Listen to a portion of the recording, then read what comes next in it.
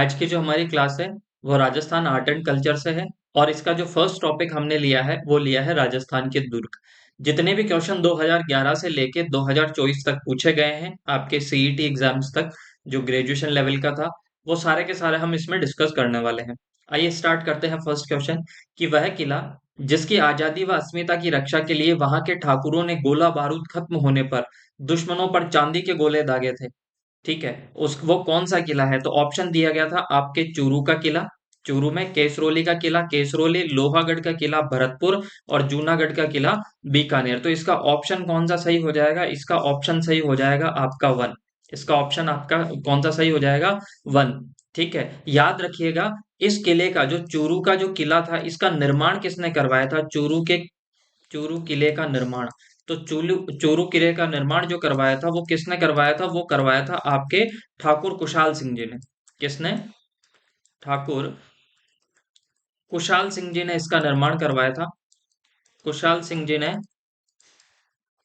कुशाल सिंह जी ने इसका निर्माण करवाया था। और वो कब करवाया था? 1739 ईस्वी में करवाया था।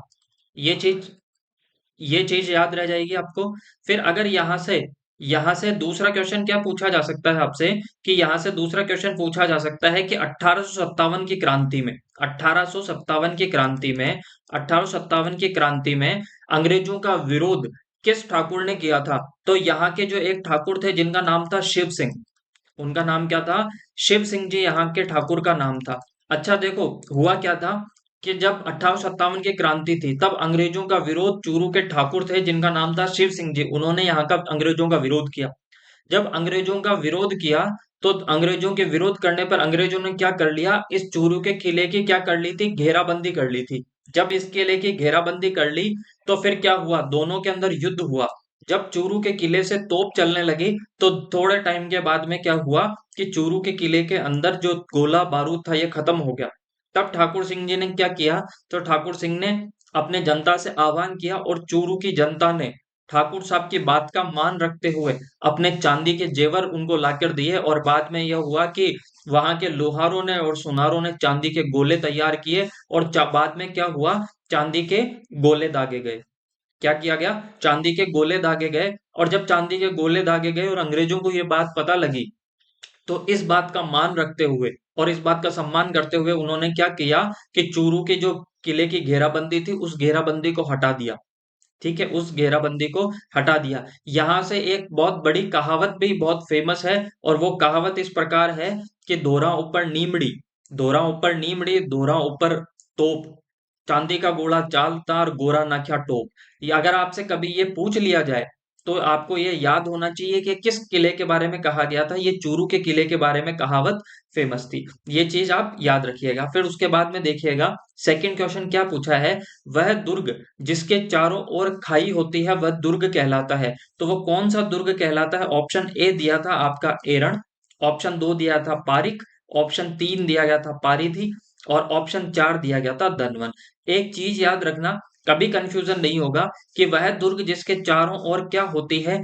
खाई होती है। तो इसका पहला अक्षर पकड़ लीजिए। इसमें क्या होती है? खाई होती है। तो ख से खाई और यहाँ पे आ रहा है क्या? पारिक। तो ऑप्शन नंबर दो। तो ऐसा किला ऐसा दुर्ग जिसके चारों ओर क्या होती है? गहरी गहरी खाई होती है। उस दुर्ग को किस नाम से जानते हैं हम? पारिक दुर्ग के नाम से जानते हैं। ये चीज याद रह जाएगी। अच्छा, ऐसा दुर्ग जिसके चारों ओर बड़ी बड़ी दीवारें बनी हुई होती है जैसे चित्तौड़गढ़ का किला, तो उसको किस नाम से जानते हैं? उसे किस नाम से जानते हैं अपन? पारिधि के नाम से जानते हैं। ऐसा किला जो मरुस्थल के अंदर बना हुआ है, डेजर्ट के अंदर बना हुआ है, उसे धनवन के नाम से जानते हैं। ठीक है, ऐसा किला जो क्या हो? पहाड़ी पे चट्टान पे बना हुआ हो, चारों ओर उसके क्या हो? जंगल हो, कटीली झाड़ियां हो, उसे एरण दुर्ग के नाम से जानते हैं। ये चीज आपको याद रह जाएगी। तो पारिक दुर्ग कौन सा होता है? जिसके चारों ओर क्या होती है? खाई होती है। फिर नेक्स्ट देखिएगा आप, अधोलिखित में से कौन सा दुर्ग धानवन दुर्ग की श्रेणी में रखा गया है? पहली चीज आप याद रखिएगा, एक चीज जरूर याद रखिएगा कि धानवन श्रेणी में कौन से दुर्ग आते हैं? जो मरुस्थल में बने हुए होते हैं, जो मरुस्थल के अंदर बने हुए होते हैं। कहाँ पे बने हुए होते हैं? जो मरुस्थल में बने होते हैं। ठीक है, जो मरुस्थल के अंदर बने होते हैं उसे किस नाम से जानते हैं? उसे हम धानवन दुर्ग के नाम से जानते हैं। पहली चीज याद रह जाएगी। अच्छा, दूसरा आपसे पूछा जा सकता है कि राजस्थान के अंदर कौन कौन से दुर्ग धानवन की श्रेणी में आते हैं, तो वो दो चार दुर्ग हम देख लेते हैं। पहला दुर्ग तो आप याद रखिएगा, एक दुर्ग तो आपका कौन सा हो गया? सोनारगढ़। कौन सा हो गया? सोनारगढ़ याद रखिएगा। और वो सोनारगढ़ कहाँ पे है? वो है आपके कहाँ पे? जैसलमेर में। कहाँ पे है? जैसलमेर में। ये चीज याद रह जाएगी। दूसरा दुर्ग कौन सा आ जाता है जो मरुस्थल के अंदर बना हुआ है? वो आ जाता है आपके कौन सा? जूनागढ़। कौन सा? जूनागढ़। अच्छा, जूनागढ़ कहाँ पर है? तो जूनागढ़ है आपके कहाँ पर? बीकानेर के अंदर। जूनागढ़ कहाँ पे है? आपके बीकानेर के अंदर। याद रह जाएगा आपको। ठीक है।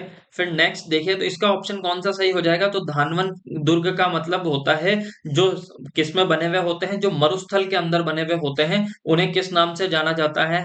बस धानवन दुर्ग के। अच्छा, जूनागढ़ को जमीन का जेवर भी बोला जाता है। क्या बोला जाता है? जमीन का जेवर। इसे जूनागढ़ किले को किस नाम से जाना जाता है? जमीन के जेवर के नाम से भी जाना जाता है। और याद रखना, ये जो सोनारगढ़ का जो किला है जो जैसलमेर के अंदर है, ये कौन सी पहाड़ियों पर बना हुआ है? यहाँ से भी क्वेश्चन आते हैं। जो ये कौन सी पहाड़ियों पर बना हुआ है? तो सोनारगढ़ का किला है वो 56 की पहाड़ियों पर बना हुआ है। 56 की पहाड़ियों पर बना हुआ है। याद रह जाएगा। तो आप कंफ्यूज मत होइएगा। अगर 56 का मैदान पूछ ले जाए तो माही नदी के द्वारा बनाया गया मैदान जो बांसवाड़ा और प्रतापगढ़ के मध्य है, उसे तो 56 का मैदान कहते हैं। और जो 56 की पहाड़ियों पे जो किला बना हुआ है वो सोनारगढ़ का किला है जो जैसलमेर के अंदर बना हुआ है, जिसे गोल्डन फोर्ट के नाम से भी जाना जाता है। ये चीज याद रह जाएगी आपको। फिर नेक्स्ट देखिएगा आप। नेक्स्ट देखिएगा। फिर कौन सा किला आपका है कि राजस्थान के किस किले को जल दुर्ग की श्रेणी में रखा जा सकता है? ऐसा कौन सा किला है जिसको जल दुर्ग की श्रेणी में रखा जा सकता है? तो ऑप्शन क्या है? कुंभलगढ़ दुर्ग। ऑप्शन आपका दो है मेहरानगढ़ दुर्ग। ऑप्शन तीन है गागरोन का किला। और ऑप्शन चार है आपके नागौर का किला। तो आपसे किसको पूछा गया है? आपसे जल दुर्ग की श्रेणी में, तो वो कौन सा है? तो ऑप्शन है गागरोन का किला। अच्छा, गागरोन का किला कहाँ पे है? तो गागरोन का किला है आपके झालावाड़ के अंदर। कहाँ पे है? झालावाड़ के अंदर। अब ये जल दुर्ग की श्रेणी में रखा गया है, इसलिए इसे क्या कहा जाता है? जल दुर्ग बोल दीजिए। ये फिर इसे अपन क्या बोल सकते हैं? इसे बोल सकते हैं ओदुक दुर्ग। किस नाम से जानते हैं? ओदुक दुर्ग के नाम से भी जाना जा सकता है। फिर एक चीज याद रखिएगा कि ये जो गागरोन का किला है आपके, ये कौन सी नदियों के संगम पर बना हुआ है? कौन सी दो नदियों के संगम पर बना हुआ है? तो उसका नाम है, एक तो आहू नदी और दूसरी है आपके कौन सी? काली सिंध नदी। कौन सी नदी है? काली सिंध नदियों के संगम पर बना हुआ है। इन दोनों का जो संगम होता है वहां पर ये बना हुआ है। पहली चीज याद रह जाएगी। दूसरे, इसका जो काली सिंध व आहू का जो संगम होता है जो आपके गागरोन के किले के पास में है, उसे किस नाम से जाना जाता है? तो उसे जाना जाता है सामेड़ा के नाम से। तो दो चीजें क्लियर हुई। एक तो सामेड़ा, जब बारात जाती है तब वहां पे ठीक है लड़की वालों के घर पे पहुंचती है तो उसे सामेड़ा के नाम से जाना जाता है। दूसरा सामेड़ा जब आहू व काली सिंध नदी का संगम होता है उसे भी सामेड़ा के नाम से जाना जाता है। तो ये चीज याद रह जाएगी। नेक्स्ट देखिएगा आप। गागरोन का किला किस श्रेणी में आता है? अभी हमने पढ़ा है कि जल दुर्ग की श्रेणी में आता है। किस नाम से? जल दुर्ग की श्रेणी में आता है। और याद रखिएगा, जल दुर्ग की श्रेणी में आता है। इसका एग्जाम्पल अभी हमने पढ़ा था गागरोन का किला। ठीक है। फिर दूसरी चीज याद रखिएगा आपका कि जो चित्तौड़गढ़ का किला है इसके चारों ओर भी क्या है? आपके क्या है? जल है। तो ये भी जल दुर्ग की की श्रेणी में आता है। फिर दूसरी चीज याद रखिएगा आप कि जल दुर्ग को और किस नाम से जाना जाता है? तो इसे ओदुक दुर्ग के नाम से जाना जाता है। किस नाम से जाना जाता है? ओदुक दुर्ग की श्रेणी में इसे रखा जाता है। फिर देखिएगा फिफ्थ क्वेश्चन आपके, सोनारगढ़ का किला। अब सोनारगढ़ का किला कहाँ पर है? तो अभी हमने पढ़ा था कहाँ पर है? 56 की पहाड़ियों पर। मैं बार बार बोल रहा हूं तो ये आपको याद हो जाएगा। देखिएगा 56 की पहाड़ियों पर है। ठीक है। याद रह जाएगा 56 की पहाड़ियों पर है। अच्छा, ये सोनारगढ़ का किला कौन सी श्रेणी में आ जाता है? तो ये धानवन दुर्ग की श्रेणी में आ जाता है। पारिक दुर्ग, ख से खाई, मतलब ऐसा किला जिसके चारों ओर खाई हो तो उसे किस नाम से जाना जाता है? पारिक दुर्ग के नाम से। जिसके चारों ओर जल हो तो उसे किस नाम से जाना जाता है? ओदुक दुर्ग के नाम से। ठीक है, ओदुक।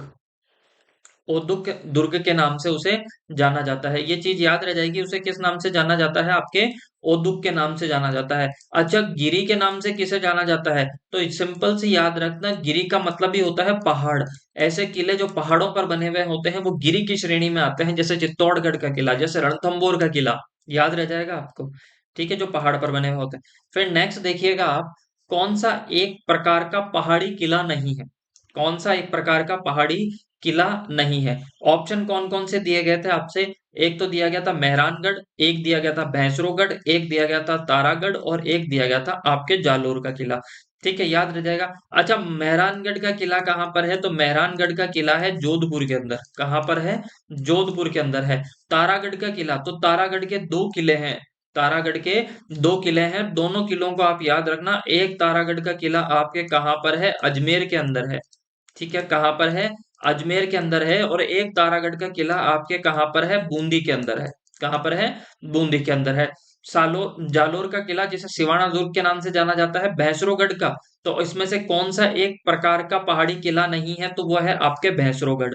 अच्छा, मैंने फिर आपको बताया था कि ये जो भैंसरोगढ़ का जो किला है ना, जो भैंसरोगढ़ का किला है, कैसे याद रखोगे, भैंसे का शिकार कौन करता है, चीता शिकार करता है। भैंसे का शिकार कौन करता है, चीता, तो चीते से चित्तौड़गढ़, चीते से चित्तौड़गढ़, याद रह जाएगा। तो भैंसरोगढ़ का जो किला है वो कहाँ पर है, आपके चित्तौड़गढ़ के अंदर है, याद रह जाएगा। ऐसा कहा जाता है कि दो व्यक्ति थे, एक तो दो व्यक्ति थे, तो एक का नाम तो भैंसा साहब था और एक का नाम था रोड, रोड नाम, ऐसे कुछ नाम से। उन दोनों के नाम पे ये इस किले का नाम रखा गया था भैंसरोडगढ़, याद रह जाएगा। तो भैंसरोडगढ़ का किला कहाँ पे है, चित्तौड़गढ़ के अंदर है, और ये पहाड़ी किले का आपके उदाहरण नहीं है, ये चीज याद रह जाएगा। फिर नेक्स्ट याद रखिएगा आप, कौन सा जल दुर्ग नहीं है, इनमें से कौन सा जल दुर्ग नहीं है। ऑप्शन दिया गया था आपको, बटनेर का किला, गागरोन का किला, भैंसरोगढ़ का किला और कोषवर्धनगढ़। ठीक है, कौन सा, कोषवर्धनगढ़, याद रह जाएगा। तो आपका इसका कौन सा सही हो जाएगा, इसका सही हो जाएगा आपका बटनेर का किला। कौन सा किला, बटनेर का किला। ये किसका उदाहरण नहीं है, आपके जल दुर्ग का उदाहरण नहीं है, याद रह जाएगा। तो बटनेर का किला कहाँ पे है आपके, तो बटनेर का किला है आपके हनुमानगढ़ में। कहाँ पर है, हनुमानगढ़ के अंदर आपके किसका किला है, बटनेर का किला है। और याद रखना कि अगर राजस्थान में सबसे ज्यादा किसी किले पर आक्रमण हुए हैं तो वो कौन से किले पर हुए थे, बटनेर के किले पर हुए थे। इसकी दीवारें मिट्टी की बनी हुई है। ठीक है, याद रह जाएगा बटनेर का किला। तो हनुमानगढ़ के है। गागरोन का किला कहाँ पर है, आपके झालावाड़ के अंदर है। कहाँ पे है, झालावाड़ के अंदर है। भैंसरोडगढ़ का किला कहाँ पे है, अभी मैंने इससे पहले बताया था आपको, कहाँ पे है, चित्तौड़गढ़ के अंदर है। और आपका कोषवर्धन का जो किला है वो कहाँ पर है, आपके बारां के अंदर है। कहाँ पर है, बारां के अंदर, ये चीज आप याद रखिएगा। फिर नेक्स्ट देखिएगा आप, ओदुक दुर्ग से अभिप्राय है, तो अभी हमने पढ़ा था कि ओदुक दुर्ग से अभिप्राय क्या है, तो ऑप्शन दिए थे गिरि दुर्ग, धानवन दुर्ग, सैन्य दुर्ग और जल दुर्ग। अच्छा, जल दुर्ग को ही किस नाम से जाना जाता है, ओदुक दुर्ग के नाम से जाना जाता है, ओदक या ओदुक। ठीक है, दुर्ग के नाम से जाना जाता है, याद रह जाएगा। फिर धानवन जो किसमें बने हुए होते हैं, आपके मरुस्थल के अंदर बने हुए होते हैं, उन किले को किस नाम से जाना जाता है, आपके आपके धानवन दुर्ग के नाम से जाना जाता है। गिरि दुर्ग जो आपके किस पे बने हुए होते हैं, पहाड़ पर बने हुए होते हैं, ऐसे किले को गिरि दुर्ग के नाम से जाना जाता है, ये चीज याद रह जाएगी। तो ओदुक दुर्ग से अभिप्राय है जल दुर्ग से। फिर नेक्स्ट देखिएगा, स्थान, स्थापत्य और उपयोगिता के आधार पर किस प्रकार के दुर्ग जल से घिरे हुए होते हैं, तो ऑप्शन दिया था गिरि दुर्ग, ओदुक दुर्ग, एरण दुर्ग और सैन्य दुर्ग। तो कौन सा सही हो जाएगा, आपके ओदुक दुर्ग हो जाएगा। कौन सा दुर्ग हो जाएगा, आपके ओदुक दुर्ग हो जाएगा। फिर नेक्स्ट देखिएगा, तारागढ़ का किला किस प्रकार के दुर्ग का श्रेष्ठ उदाहरण है, ओदुक का, गिरी का, जल का और धनवन का। तो देखिएगा तारागढ़ का किला ये किसका उदाहरण है, तो ये तारागढ़ का किला है आपके किसका, गिरी का। अब दिमाग में क्वेश्चन आता है कि सर तारागढ़ का किला कौन से की बात कर रहे हैं, तारागढ़ का किला अजमेर की बात कर रहे हैं, तारागढ़ का वो किला जो बूंदी के अंदर जो अपनी भित्ति चित्रों के कारण प्रसिद्ध है, किसके किले की बात कर रहे हैं। तो याद रखना, तारागढ़ का किला जो बूंदी के अंदर है वो भी पहाड़ पे है, और जो अजमेर के अंदर है वो भी पहाड़ी पर बना हुआ है। तो इसका मतलब दोनों ही पहाड़ी पर बने हुए हैं, तो इसमें तो कंफ्यूजन वाली बात तो थी नहीं। ओदुक दुर्ग का भी मैंने बताया था किससे रिलेटेड है, जल से रिलेटेड है, ये बताया था, तो ये तो ऑप्शन हो नहीं सकता, ये भी नहीं होता। और धनवन मरुस्थल से रिलेटेड, तो ऑप्शन ए की बच रहा था कि गिरि दुर्ग का उदाहरण श्रेष्ठ है ना, तारागढ़ का किला गिरिदुर्ग का उदाहरण है। फिर नेक्स्ट देखिएगा, निम्नलिखित में से कौन सा किला मरुस्थलीय किले की श्रेणी में आता है? जूनागढ़ का किला, मेहरानगढ़ का किला, गागरोन का किला और नाहरगढ़ का किला। तो मेहरानगढ़ का किला कहाँ पर है? इसे कहाँ पर है? ये जोधपुर के अंदर है। कहाँ पर है? जोधपुर के अंदर है। अगर पूछ लिया जाए कि जो मेहरानगढ़ का किला है, जो ये मेहरानगढ़ का किला है, इसे और किस किस नाम से जाना जा सकता है, या फिर ये कौन सी पहाड़ी पर बना हुआ है, तो ये याद रखना, ये चिड़िया टुक पहाड़ी पर बना हुआ है। किस पर बना हुआ है? ये चिड़िया टुक पहाड़ी पर बना हुआ है। याद रह जाएगा, चिड़िया टुक पहाड़ी पर ये बना हुआ है। पहली चीज तो ये याद रखना। अच्छा, ये मेहरानगढ़ का किला है, इसे किस नाम से जाना जाता है? ये भी क्वेश्चन आपसे पूछा जा सकता है। अच्छा, गागरोन का किला कहाँ पर है? तो गागरोन का किला है आपके झालावाड़ में। कहाँ पर है? झालावाड़ में है। और कौन सी नदियों के संगम पर है? ये भी हमने पढ़ लिया था। नाहरगढ़ का किला कहाँ पर है? तो नाहरगढ़ का किला आपके कहाँ पर है? जयपुर के अंदर है। ये चीज याद रह जाएगी आपको। ठीक है, तो अब एक ही बचा जो मरुस्थलीय किले की श्रेणी में आता है, वो है आपके जूनागढ़। कौन सा किला?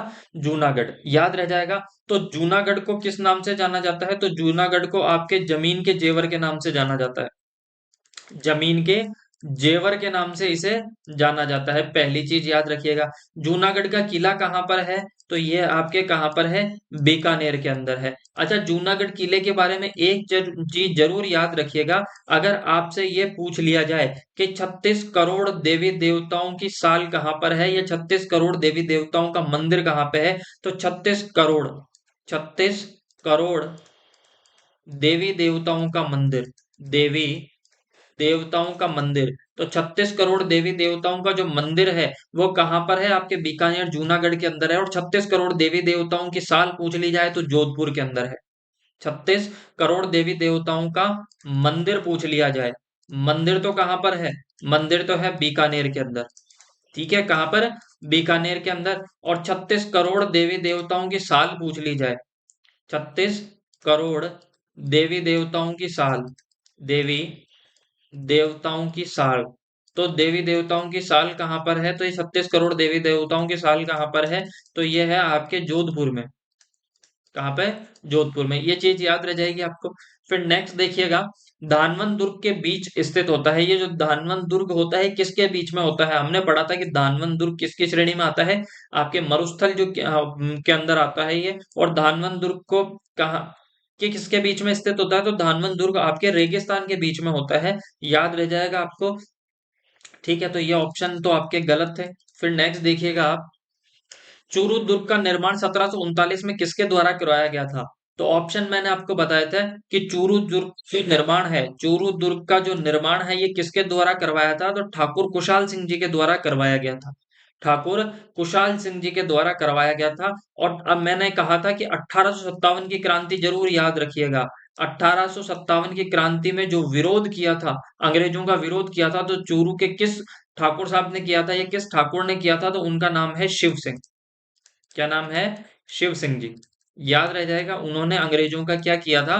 विरोध किया था। ये चीज याद रह जाएगा। ठीक है, फिर नेक्स्ट देखिएगा आप।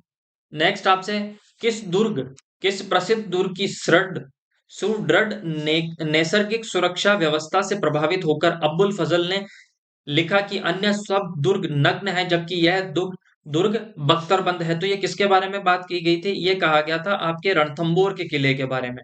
ठीक है, रणथंबोर का किला कहाँ पर है? तो रणथंबोर का किला है सवाई माधोपुर के अंदर। कहाँ पर है? सवाई माधोपुर के अंदर ये किला है। ये चीज याद रह जाएगी आपको।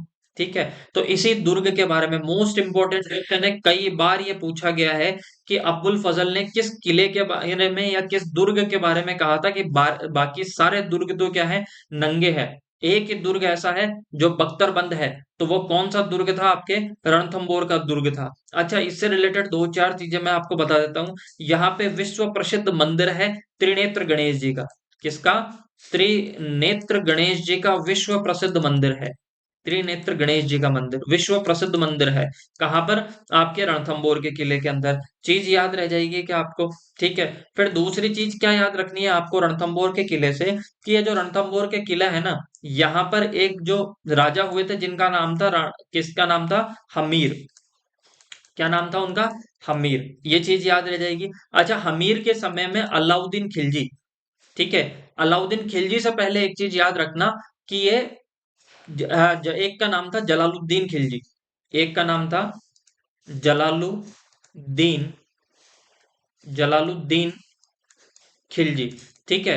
जलालुद्दीन खिलजी ने यहाँ पे आक्रमण किया था और उसको किसने हरा दिया था? उसको हरा दिया था राणा हमीर ने। तब जलालुद्दीन खिलजी ने कहा था कि मैं ऐसे 10 किलो को मुसलमान के एक बाल के बराबर भी नहीं समझता, मैं ऐसे 10 किलो को मुसलमान के एक बाल के बारे में भी बराबर भी नहीं समझता। ये कथन किसका था? तो ये था जलालुद्दीन खिलजी का, याद रह जाएगा। फिर हमीर के समय में यहाँ पे एक साका हुआ था, ठीक है, हमीर के समय में यहाँ पे एक साका हुआ था। ये चीज हम बाद में पढ़ लेंगे, अभी आगे क्वेश्चन में ये चीज रिपीट भी हो जाएगी, तो मैं वहीं पे बता दूंगा ये चीज। ये चीज, एक चीज और याद रखिएगा, यहां से एक चीज याद रखना, जल जोहर हुआ था। क्या हुआ था? जल जोहर हुआ था, राजस्थान का प्रथम जल जोहर, राजस्थान का प्रथम, राजस्थान का प्रथम, ठीक है, राजस्थान का प्रथम क्या? जल जोहर। ये किसने किया था? तो ये किया था आपके किसने? देवल ने, ठीक है, किसने? देवल दे। अच्छा, ये देवल दे कौन है? तो ये हमीर की पुत्री थी, जिन्होंने क्या किया था, ये बाल्यावस्था में थी और इन्होंने क्या किया था, इन्होंने ये तालाब के अंदर कूदकर अपने क्या कर दिए थे, प्राण दे दिए थे। इसलिए कहा जाता है कि उन्होंने क्या किया था, जल जोहर किया था। तो अगर आपसे पूछ लिया जाए कि राजस्थान का पहला जल जोहर कब हुआ था, तो 1301 के अंदर हुआ था। पूछ लिया जाए कि किस किले के अंदर हुआ था, तो रणथंभौर के किले के अंदर हुआ था। ये चीज आपको याद रह जाएगी। किसने किया था? तो देवलदे ने किया था। ये चीज आपको याद रह जाएगी, ठीक है। फिर नेक्स्ट देखिएगा, रणथंभौर के दुर्ग का पतन कब हुआ था? तो ऑप्शन, बहुत अच्छा क्वेश्चन है, वापस रिपीट हो सकता है, इंपॉर्टेंट है, डेट जब भी आती है कंफ्यूजन होता है। तो ये हुआ था आपके 11 जुलाई 1301 के अंदर। अब यहां से सारी चीजें हम पढ़ लेते हैं। यहां से चीजें आप देखिएगा कि अगर आपसे पूछ लिया जाए कि केसरिया किसने किया था, किसने? केसरिया, ठीक है, केसरिया किसने किया था? तो केसरिया किसने किया था? तो जो केसरिया करने वाले थे वो थे राणा हम्मीर, राणा हम्मीर। ये चीज याद रह जाएगी। फिर अगर आपसे पूछ लिया जाए कि तो जोहर किसने किया था, किसने? जोहर किसने किया था? तो हमीर की पत्नी थी जिनका नाम था रंग देवी, हमीर की पत्नी थी रंग देवी। अच्छा, जल जोहर किसने किया था? तो जो जल जोहर किया था वो हमीर की बेटी थी जिनका नाम था रंग, वो आपके देवल दे, देवल दे, याद रह जाएगा आपको। तो जल जोहर हमीर की बेटी ने किया था, जोहर किया था रंग देवी ने, और केसरिया किया था राणा हमीर ने। अच्छा, अगर आप पूछोगे, आपसे पूछा जाए कि अभी तो आप बात कर रहे थे किसकी, आप तो बात कर रहे थे साका की, तो याद रह जाएगा इसका जो साका हुआ था वो कब हुआ था? वो साका हुआ था आपके 1301 के अंदर, 11 जुलाई 1301। अच्छा, साका किसे कहा जाता है? साका किसे कहा जाता है? तो याद रखना कि जब जोहर हो और जोहर के बाद में केसरिया भी हो, या केसरिया हो उसके साथ साथ में जोहर हो, तब उसे क्या कहा जाता है? साका कहा जाता है। ये चीज याद रह जाएगा, ये चीज याद रह जाएगी आपको कि केसरिया और जोहर जब दोनों होते हैं तो उसे कहा जाता है साका। केसरिया किया जाता है पुरुषों के द्वारा और जोहर किया जाता है महिलाओं के द्वारा, उन दोनों को मिला के जो चीज होती है उसे कहा जाता है साका। आई होप आपको ये चीज याद रह जाएगी। अच्छा, यहां से दो चार चीजें और याद रखना कि एक क्वेश्चन बहुत इंपॉर्टेंट बनता है कि 32 खंभों की छतरी है यहाँ पे, क्या है? 32 खंभों की छतरी। और ये 32 खंभों की छतरी कहाँ पर है?